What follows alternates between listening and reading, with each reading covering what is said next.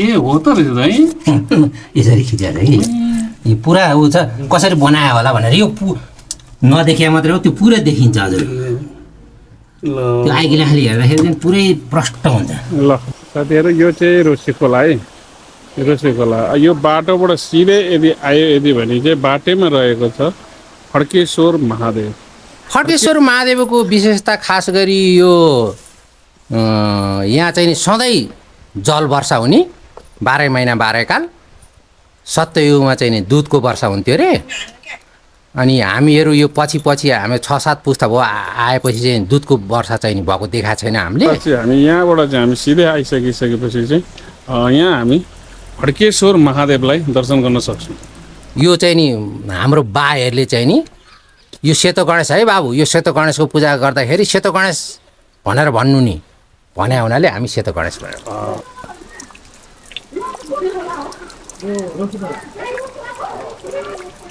यसमा चाहिँ अष्टभुजा 8 हातको देवी हामीले चाहिँ नि अस्ति यहाँ देवी भागवत लाउँदाखेरि प्रत्यक्ष घुम सबै गर्दाखेरि भगवती आफै आउनुभयो साक्षात् आएर प्रसाद लिएर यो भाइ त्यहाँ बसेको थियो पूजामा दक्षिणा लिएर प्रसाद खाएर खुसी भएर अनि अलिकति तल जाने बित्तिकै अलग हुनुभयो तल चाहिँ नि बनाउन खोजेको थियो तल नदिएको हुनाले यो खालीमा जोसँग पैसा छ ल्याएर यहाँ बनाऊ यहाँ शिवजी स्थान यहाँ धेरैचोटि यहाँ पुराण लगाइएको जग्गा हो हुनाले यहाँ चाहिँ नि जे माग्यो त्यही पाइन्छ यसमा चाहिँ नि अब यहाँको चाहिँ नि मूर्तिमा चाहिँ नि ओम राम अष्टभुजा सबै देख्न सकिन्छ फेरि यो राखेको ढुङ्गा होइन यी उत्पन्न भएको है हजुर कति वर्ष अगाडिको यो अनादि छ अनादि थाहै छैन राम लेख्न कसरी सक्छ त्यहाँ त्यो ढुङ्गामा त्यही त नि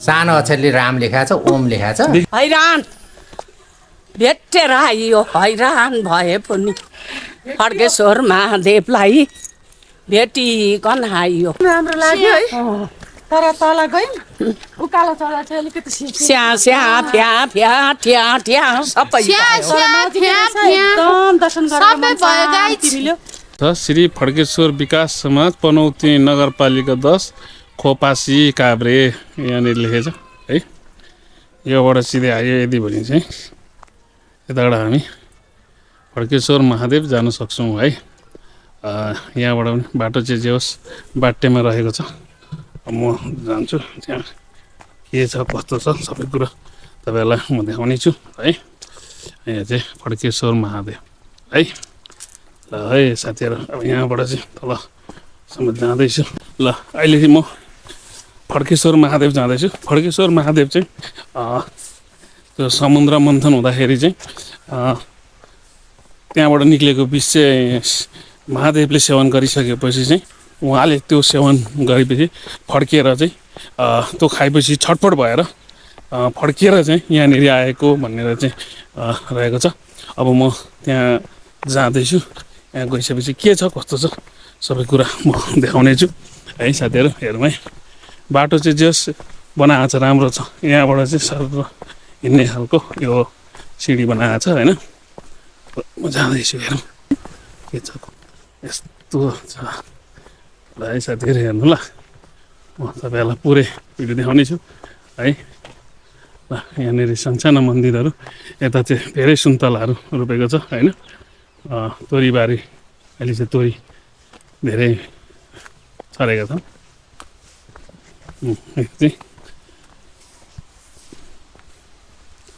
ल यहाँ फेरि सानो गेट छ क्या हो उता तल जाने उता जाने पनि रहेछ यहाँबाट चाहिँ सिधै गयो भने चाहिँ एउटा झोलुङ्गे पुल पनि रहेछ है यस राम्रो रहेछ है हेरौँ अहिले हामी माथिबाट आइसकेपछि चाहिँ फड्केश्वर मन्दिरको जाने बाटो भनेर देखेको छ यहाँ त्यो पछि आइसकेपछि फेरि तल सानो एउटा फड्केश्वर मन्दिर जाने गेट आइपुग्यो यहाँनिर चाहिँ सिधै गणेश भगवान्लाई दर्शन गरी जानु सकिन्छ है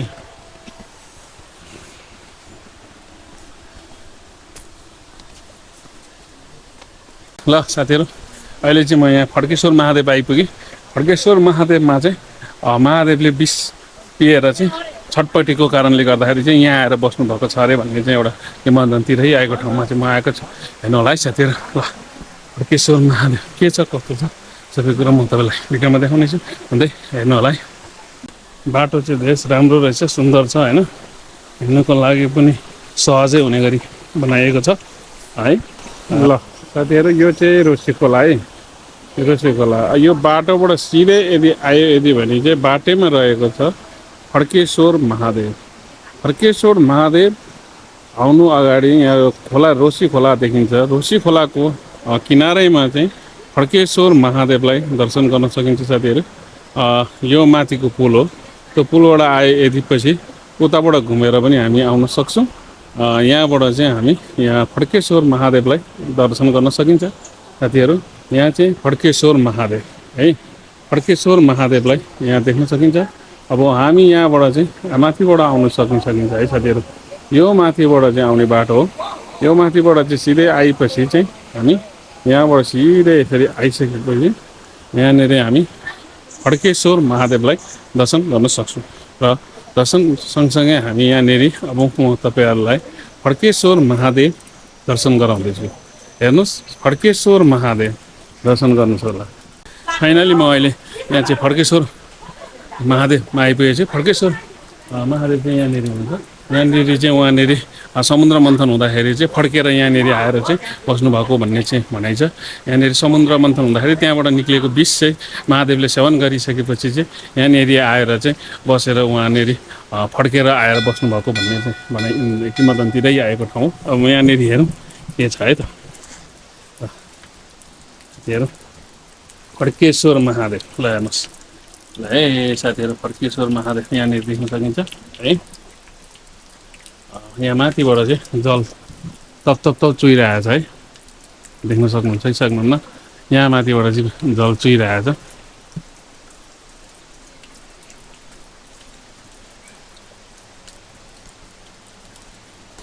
यहाँनिर चाहिँ नन्दी, यहाँ शिव, यहाँनिर चाहिँ धेरै शिलाहरूमा चाहिँ भगवान्हरूको स्थापित रहिआएको ठाउँ हो यो चाहिँ फड्केश्वर महादेव। माथिबाट चाहिँ यो फड्केश्वर महादेवलाई चाहिँ माथिबाट जल सेवन भइरहेको रहेछ। यहाँबाट हेर्नुहोस् यो त हिउँदो बर्खा जति पनि आइरहेको छ होला यो पानी। यहाँ माथिबाट जल चाहिँ चुइरहन्छ होला र यो पानी चाहिँ सिधै झरेर यहाँनिर महादेवलाई चाहिँ यसरी सेवन हुँदो रहेछ। माथिबाट जल चढाइराखिँदो रहेछ। यहाँनिर महादेवलाई चाहिँ त्यो उहाँलाई फड्केर उहाँ गर्मी भइसकिसकेपछि चाहिँ त्यो माथिबाट जल चुहेको होला होइन। यहाँ माथिबाट यो कहाँबाट आएको थाहा पनि छैन। हेर्नुहोस् ल हेर्नुहोस् है चुइरहेको छ। कहाँबाट आएको हो थाहा छैन है। हाम्रै फड्केश्वर महादेवलाई दर्शन गर्न सकिन्छ है साथीहरू है। यहाँ चाहिँ आउनुभयो यदि भने चाहिँ फड्केश्वर महादेवलाई दर्शन गर्न सकिन्छ। फड्केश्वर महादेवको विशेषता खास गरी यो यहाँ चाहिँ नि सधैँ जल वर्षा हुने 12 महिना 12 काल। सत्ययुगमा चाहिँ नि दुधको वर्षा हुन्थ्यो अरे। अनि हामीहरू यो पछि हामी 6-7 पुस्ता भयो आएपछि चाहिँ दुधको वर्षा चाहिँ नि भएको देखाएको छैन हामीले। यहाँ कोही यस्तो जान्ने एकदम न्यास ध्यान गर्ने भगवान्को चाहिँ नि उ गर्ने भक्तहरूले चाहिँ नि दुधको पनि वर्षा भएको देख्यो अरे। समुद्र मन्थन गर्दाखेरि कालोकुट वृक्ष निस्केर अनि महादेवले ग्रहण गर्दाखेरि यो डाँडा छटपट्टि भएर यो रोसीको किनार लड्केश्वरबाट एकैचोटि फड्केर यहाँ आएर बास लिएको हुनाले अनि यो फड्केश्वर महादेव भने पहिला लड्केश्वरीको दर्शन गरेर अनि फड्केश्वर आउने। हजुर यो खोलाको किनार कोसीको यो किनार आएको। अहिले जति पनि अब त्यहाँ पनि मुकुन्द शर्माज्यू हुनुहुन्छ उहाँ होइन। उहाँले चाहिँ नि पहिला लड्केश्वरीको दर्शन गर्ने अनि फड्केश्वरी दर्शन गर्न जाने भन्नुहुन्छ होला सायद। मलाई पनि थाहा छैन अहिलेसम्म। मलाई उहाँको मुखबाट सुनेको छैन। अरूहरूले चाहिँ त्यसो भने सुने हुनाले यहाँ चाहिँ नि उहाँको दर्शन गर्ने जति सबै यहाँ आएर दर्शन गरेर यहाँ मेलै जस्तो लाग्छ। मन्दिरको लागि चाहिँ यहाँ बन्दैछ अब विष्णुपातिका र सत्यनारायणको मूर्ति चाहिँ यहाँनिर स्थापना गर्नुको लागि यहाँनिर घर बन्दैछ होइन। यहाँबाट भएपछि यो चाहिँ हाम्रो के छ त? यो शिवजी स्थापना गरेको। यहाँ चाहिँ शिवको लिङ्गलाई स्थापना गरिएको रहेछ होइन यहाँनिर चाहिँ हाम्रो सेतो गणेश है हजुर ए परापुरो कालदेखि नै सेतो गणेश मानिन्छ यो सेतो गणेशको मतलब के हो यो यो सेतो गणेश भनेपछि काहीँ अर्को ढुङ्गाको के को हुन्छ यहाँ चाहिँ नि सेतो नै फट्टीको हजुर सेतो गणेश स्थापना गरेको परापुरो कालदेखि अनि त्यो सेता गणेश भनेको यहाँ सेतो गणेशको होइन पूजा अरू गरे- अरू ठाउँमा चाहिँ जोड गणेश हो भन्छन् होइन अनि अरू गणेश अँ, हरेक नामले चाहिँ पुकारेका छन् नि त यहाँनिर चाहिँ सेतो गणेश सेतो गणेश हुनुको कारण चाहिँ नि यो मलाई पनि त्यतिको थाहा छैन यो चाहिँ नि हाम्रो बाहरूले चाहिँ नि यो सेतो गणेश है बाबु यो सेतो गणेशको पूजा गर्दाखेरि सेतो गणेश भनेर भन्नु नि भने हुनाले हामी सेतो गणेश भनेर साथीहरू यो चाहिँ सेतो गणेश यहाँनिर देख्न सक्नुहुन्छ अहिलेसम्म चाहिँ नदेखेको कुरो होला हुनसक्छ होइन सेतो गणेश भनेर चाहिँ कसैलाई पनि थाहा छैन पहिलादेखि चाहिँ जोड गणेश होइन गणेश भनेर चाहिँ धेरै चाहिँ प्रचलित भएको ठाउँ यहाँ चाहिँ सेतो गणेश छ है ल साथीहरू यहाँ चाहिँ सेतो गणेशलाई पनि दर्शन गर्न सकिन्छ ल है साथीहरू हेर्नुहोस् यस्तो दामी सुन्दर ठाउँ छ होइन वरिपरि चाहिँ यहाँनिर तोरी फुलिरहेछ बिचमा चाहिँ यहाँनिर सुन्तलाको बगैँचा है पैसा हुने मान्छेले यसरी बनाउनु खोज्या हो ए। यहाँ आएर तल चाहिँ नि बनाउनु खोजेको थियो तल नदिएको हुनाले यो खालीमा जोसँग पैसा छ ल्याएर यहाँ बनाऊ यहाँ शिवजी स्थान यहाँ धेरैचोटि यहाँ पुरानो लगाइएको जग्गा भएको हुनाले यहाँ ल्याएर बनाउँदाखेरि कोही पितृको नाममा कोही के को नाममा बनाउँदाखेरि यहाँ फलिफाप हुन्छ भनेर यो ठाउँ चोइस गरे भनेपछि त यहाँनिर चाहिँ आफूले मनमा लागेको आफूलाई इच्छा लागेको देवी देवताहरूको चाहिँ मन्दिरहरू यहाँ स्थापना गर्न सकिन्छ सकिन्छ यहाँनिर चाहिँ रहेको रहेछन् शिवको लिङ्ग है हजुर यहाँनिर शिव यहाँनिर चाहिँ हरेक देवी देवताहरूको मन्दिरहरू चाहिँ सानो सानो कुटी जस्तो बनाएर चाहिँ एउटा स्थापना गरिएको छ दक्ष अनुसारको ए यहाँ चाहिँ के यो पनि शिवजी हो ए शिव नै है शिव पार्वती ए शिव पार्वती उता शिव पार्वती यहाँ चाहिँ शिव पार्वतीको मन्दिर देख्न सकिन्छ है अब यस्तो छ है साथीहरू यो आमाको यो चाहिँ नि यहाँ माथि पार्वतीको यो ए, कमलाजी ल म माथि जाँदैछु के छ कस्तो छ साक्षात् देवी यहाँ फेरि है? मनले चितायो त्यही पुग्ने त्यहाँनिर है हजुर ए। यो कमला देवीको दर्शन गर्ने मान्छेले हजुर साक्षात् देवी हो यो चाहिँ जे मनले चितायो त्यही पुग्छ यहाँनिर है हजुर ल साथीहरू म यहाँ कमला देवी मन्दिरको दर्शन गर्नु त्यसको नाम चाहिँ नि कमला देवी राई। कमला देवी है यहाँ चाहिँ मन्दिर अगाडि नै दुइटा सिंहको भान यहाँनिर राखिएको छ देवीको चाहिँ भान वाहन होइन ल साथीहरू यहाँनिर कमला देवी मन्दिर भनेर चाहिँ यहाँनिर नामकरण गरेर राखिएको छ है म यहाँनिर देखाउँदैछु ओम लगाएर यसरी राखिएको छ यहाँ सरस्वती पनि हुनुहुन्छ हजुर यो सरस्वती यहाँ सरस्वती हुनुहुन्छ अनि यो चाहिँ नि पुरानो पार्टी थियो अनि फेरि त्यसलाई जीर्णोद्धार गरेर अहिले नयाँ पार्टी बनाएको छ ए यो भजन कीर्तन गर्ने यो पनि भर्खर भर्खर निर्माण हुँदै रहेछ है होइन पुरानै यो हामी बाउ बाजे पालादेखिको हो यो धमिराले खाएर काठ सबै किराले खाएको हुनाले अहिले भत्कार बनाएको ए नयाँ। पुरानोहरूलाई चाहिँ अहिले संरक्षण गरिकन है अब यो पनि बनाउने संरक्षण गर्ने यहाँ उयो भाइहरू आउनुहुन्छ यसलाई नै संरक्षण गर्ने ए यो यसै गरेर पुरातात्विक हिसाबले बनाउनु पर्ने ल यहाँ चाहिँ कमला माईलाई दर्शन गर्नुलाई जाँदै कमलादेवीलाई त्यो त्यहाँ त्यो मूर्ति ढुङ्गाको भए पनि त्यहाँभित्र चाहिँ नि श्रीराम ओम लेखिया छ त्यो त्यो कसरी पुग्यो होला त्यो पहिलाको मान्छे यहाँनिर त्यो ए पखालेर हेऱ्यो भने हजुर त्यो त्यहाँ चाहिँ नि ओम र राम भनेर लेखेको छ श्रीराम भनेर लेखेको छ त्यो ढुङ्गा यो शिलाको मुनिपट्टि हजुर त्यो शिला अगाडि त्यो शिलाको अगाडि बिचको शिलाको अगाडि यहाँ धुयो भने चाहिँ त्यहाँ कुदेर लेखेको छ त्यो त्यो त्यो धोएर सफा भएपछि देखिन्छ नत्र अहिले त्यो अबिर केसरी त्यसरी यो फेरि यो राखेको ढुङ्गा होइन यो यहीँ उत्पन्न भएको है हजुर कति वर्ष अगाडिको यो अनादि छ अनादि थाहै छैन राम लेख्न कसरी सक्छ त्यहाँ त्यो ढुङ्गामा त्यही त नि सानो अक्षरले राम लेखाएको छ ओम लेखाएको छ देख्नुहुन्छ है तपाईँहरूले देखिन्छ पखालेपछि पखाले कहिले सफा सुग्घर गरेर यो सफा सफा सुग्घर गर्दाखेरि ए बाबु ए। त्यहाँ अलिकति पानी ल्याएर ऊ त्यो बोतलमा पानी लिएर अलिकति पखाल्दै ल हुन्छ हेरौँ है उहाँले देखाइदिनु फड्केश्वर महादेव मन्दिर आउँदाखेरि चाहिँ यहाँनिर चाहिँ कमलामाई देवीलाई दर्शन गर्न सकिन्छ।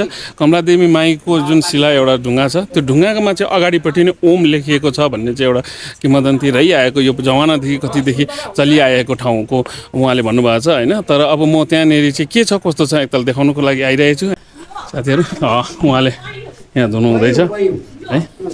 म यहाँनिर कमलामाईलाई दर्शन गर्नको लागि देखिन्छ है। ओहो ओम लेखिन्छ है। ओम त ठुलै देखिन्छ। यहाँ राम पनि लेखाएको छ, पुरै मूर्ति आउँछ हजुर। यो देवीकै मूर्ति आउँछ कि हजुर। यो कसरी सिकिन राम चाहिँ यहाँ तल ए हो त रहेछ है। यसरी खिचेर कि यो पुरा ऊ छ, कसरी बनायो होला भनेर। यो नदेखिया मात्रै हो, त्यो पुरै देखिन्छ हजुर। त्यो आइकिला खाली हेर्दाखेरि चाहिँ पुरै प्रष्ट हुन्छ। कमलादेवी माई है। हजुर हजुर साँच्चै नियम चाहिँ नि तल फड्केश्वर महादेव दर्शन गर्ने, सीता गणेश दर्शन गर्ने, अनि त्यसपछि यो कमला माईको दर्शन गर्नुपर्छ। यो अनिवार्य। यो चाहिँ नि यहाँ चाहिँ नि जे माग्यो त्यही पाइन्छ। यसमा चाहिँ नि अब यहाँको चाहिँ नि मूर्तिमा चाहिँ नि ओम राम अष्टभुजा सबै देख्न सकिन्छ प्रष्टै रूपमा। यो चाहिँ नि हामीले अनादि अब अहिले कहिले हो भन्ने कुरो हामीलाई पनि थाहा छैन। हाम्रो जिजुबाजुहरूले हामीलाई यो कुरो भन्नुभएको थियो र हामीले खोजीनीति गरेर यतिसम्म पाएको। यहाँको विशेषताको वर्णन गरेर त साध्य छैन। अब यो मान्छेलाई त्यसै बोलेर मात्रै पनि विश्वास गराउन सकिँदैन। त्यसो यो त आफै आइ दर्शन गरी यहाँको प्रत्यक्ष प्रमाण हेरेर मात्रै सबैले भक्तजनलाई हामीले जानु होला भन्ने अनुरोध गर्दछौँ। यसमा चाहिँ अष्टभुजा 8 हातको देवी हामीले चाहिँ नि अस्ति यहाँ देवी भागवत लाउँदाखेरि प्रत्यक्ष होम सबै गर्दाखेरि भगवती आफै आउनुभयो साक्षात् आएर प्रसाद लिएर। यो भाइ त्यहाँ बसेको थियो पूजामा, दक्षिणा लिएर प्रसाद खाएर खुसी भएर अनि अलिकति तल जाने बित्तिकै अलग हुनुभयो। त्यस्तो अलौकिक ठाउँ हो यो। अब अहिले भन्दा त मान्छे लाउँदाखेरि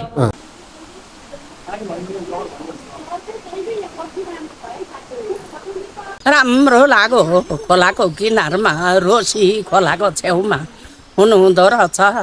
दर्शन गऱ्यौँ, फर्किँदैछु। चित्त बुझ्यो राम्रो भन्दै। अब के कस्तो लाग्यो तिमीहरूलाई आज? आज बब्बाल छ गाइस। आज चाहिँ हामी लर्केश्वर महादेवमा दर्शन गर्न आयौँ र मन पनि एकदम खुसी भयो होइन। पहिले आउनु नपाएको ठाउँ नयाँ ठाउँमा आउनु पाउँदा होइन हामी धेरै खुसी छौँ। लर्केश्वर महादेवको आशीर्वादले र यहाँ फड्केश्वर महादेवको आशीर्वादले पनि हामी सबैलाई कल्याण गरून्। अहिले हामीलाई धेरै राम्रो लागेको छ भाइ। कस्तो गलियो मम्मी? हो हैरान भेटेर आइयो, हैरान भए पनि फड्केश्वर महादेवलाई भेटिकन आइयो। लर्केश्वर पुगेर फड्केश्वर कस्तो लाग्यो? एकदम राम्रो लाग्यो है।